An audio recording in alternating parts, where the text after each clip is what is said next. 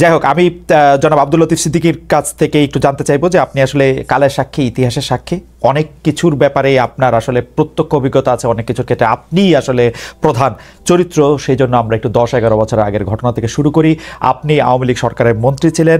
সেই সময় আওয়ামী লীগ সরকারের থেকে আপনার শেখ হাসিনা, আমরা যদি এইভাবে বলি যে আপনার মন্ত্রিত্ব কেড়ে নেন, দল থেকে বাদ দেন এবং আপনাকে আসলে কারাগারেও যেতে হয়। উপর থেকে আমরা যেটি জেনেছি যে আপনি হজ, তাবলিগ জামাত তা নিয়ে কথা বলেছিলেন, কিন্তু ভেতর থেকে আমরা যা শুনেছি সেটি হচ্ছে যে আপনার প্রধানমন্ত্রীর পুত্র জনাব সজীব ওয়াজেদ জয়কে নিয়ে প্রশ্ন করা, সে সময়কার প্রধানমন্ত্রীর পুত্র সজীব ওয়াজেদ জয়কে নিয়ে প্রশ্ন করায় আপনার, আমি এটাকে পরিণতি বলবো না, আপনাকে এই ঘটনার মধ্যে দিয়ে যেতে হয়েছিল। আপনি কি এই বিষয়ে কিছু বলবেন?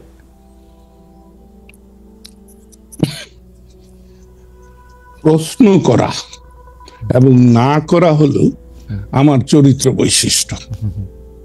আমি যে কোনো বিষয়ে যে কাউকে আমি প্রশ্ন করেছি। আমি 1964 সালে কপের নির্বাচনে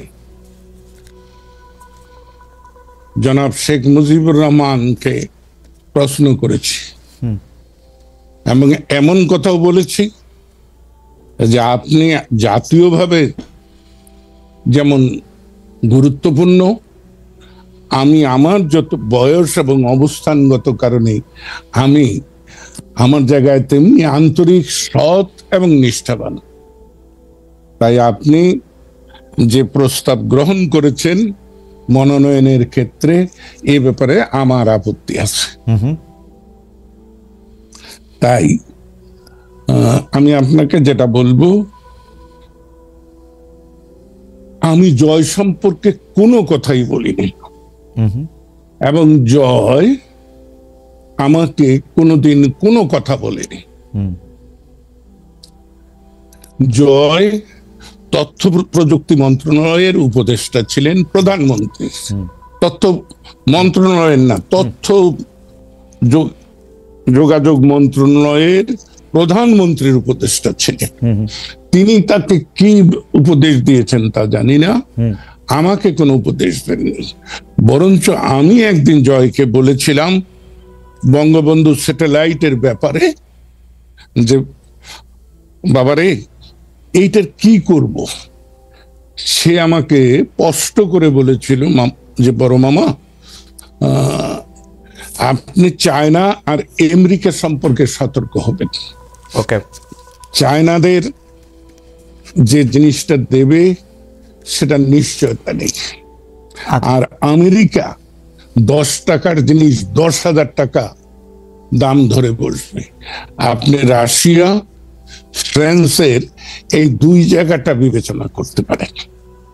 এই আমার 6 মাসের তথ্য প্রযুক্তি মন্ত্রণালয়ের একমাত্র জয়ের সঙ্গে কথা। তবে যে কথাটি বলা হয় বাংলা ভাষায় কিন্তু অনেক রকম ব্যাপার আছে, সেটা বাক্য গঠনে। আমি বলেছি জয়কে, এ কথা আমি বলেছি, সেটা জয়কে প্রশ্নবোধক না।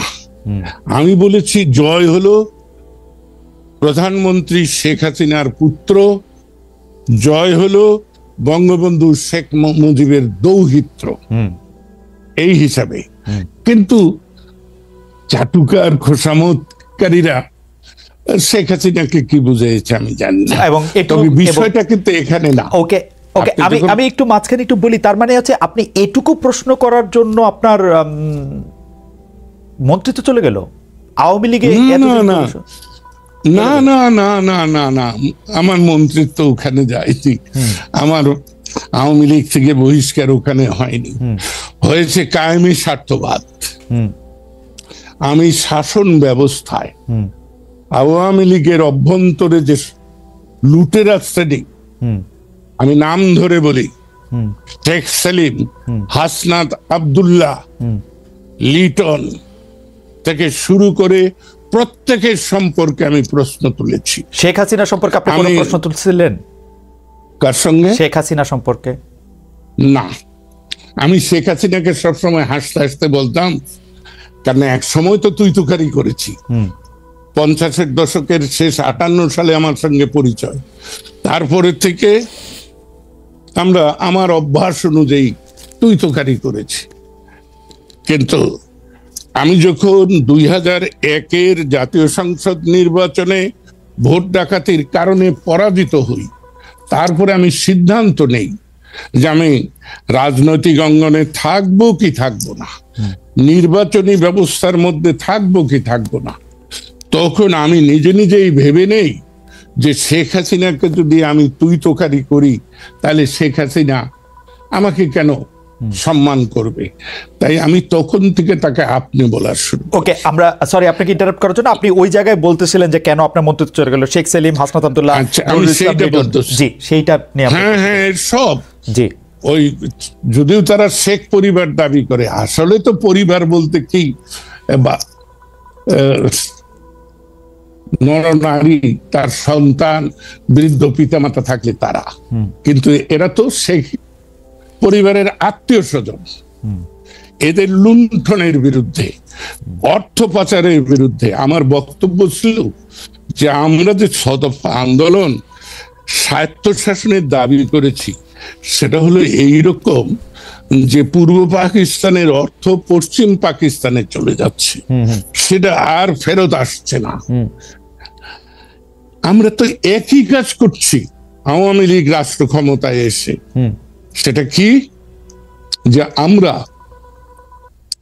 দেশের সম্পদ, দেশের অর্থ বিদেশে পাচার করছি। আমার এখানে একটা ছোট্ট প্রশ্ন আছে।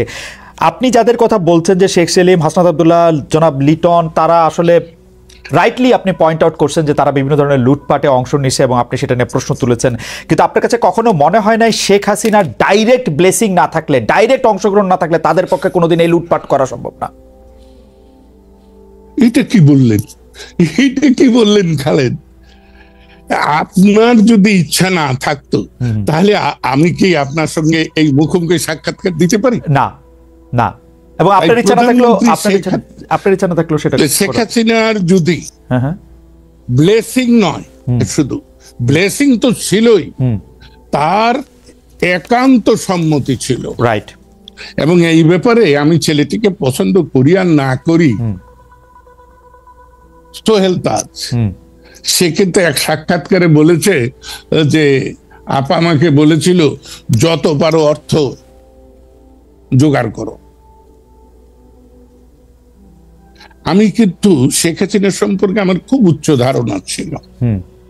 আমি মানুষের খোঁজ খবর নেই না, আর আমি কারোর বিরুদ্ধে যতক্ষণ পর্যন্ত সুনির্দিষ্টভাবে আমি আমার এই প্রত্যয় না জন্মে যে এই ঘটনাটি সত্য, ততক্ষণ পর্যন্ত আমি কারো সম্পর্কেই মন্তব্য করি না।